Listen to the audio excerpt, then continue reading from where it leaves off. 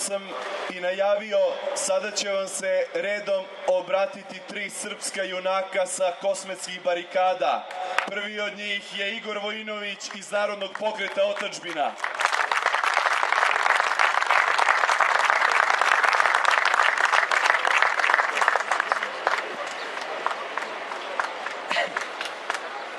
Dame i gospodo, došli smo danas sa Kosova i Metohije, iz najvećeg koncentracionog logora na svijetu.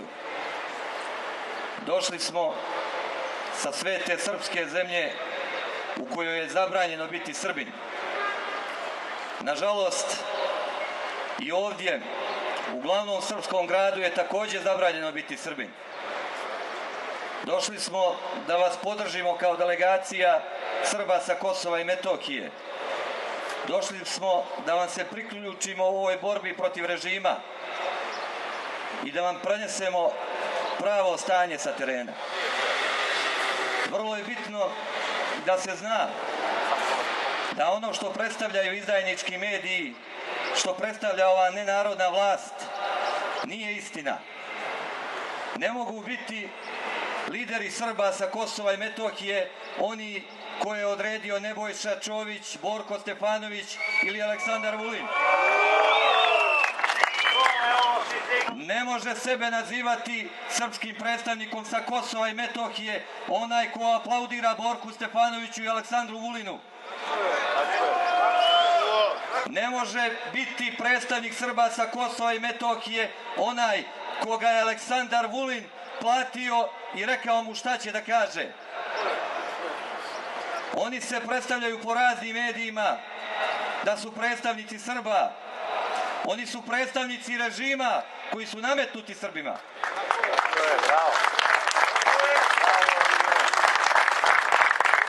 Koji su rezultati danas vidljivi toga? U svim medijima imate spinovanje javnosti kako se sprema novi pokolj nad Srbima u zadnjih 48 sati. Kako će se to desiti zato što se vi ovdje suprotstavljate izdaji, zato što se mi dolje suprotstavljamo izdaji. Ne, nije tačno. Oni pokušavaju uz pomoć Hašima Tačija da uplaše ovaj narod, da pristane na sve. Pokolj i egzodus će biti ako se nastavi ovo što oni zovu pregovorima. Došli smo da znate da se mi s tim dolje ne slažemo. Ako neki predsjednik opštine, načelnik okruga ili neki drugi činovnik izađe sa Aleksandrom Vulinom i kaže da podržava vladu Srbije, to ne znači da podržava srpski narod sa Kosova i Metohije.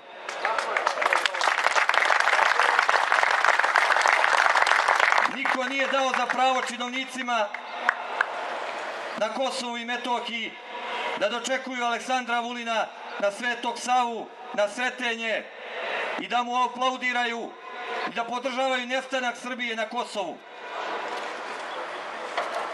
Njima je važnije što se u Zagrebu okupilo 50.000 Hrvata na protestu protiv ćirilice.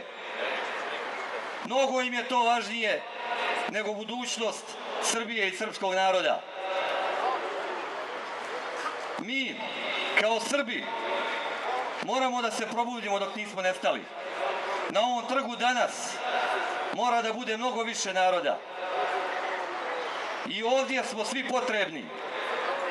Ne da se ide onako kako režim želi, onako kako Zapad hoće, da se ide humanitarno na Kosovu i Metohiju, da se nosi nekakva bijedna pomoć za neke gladne i nesrećne Srbe.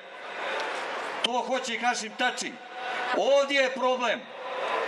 Problem je u režimu. Zmija se mora udariti u glavu.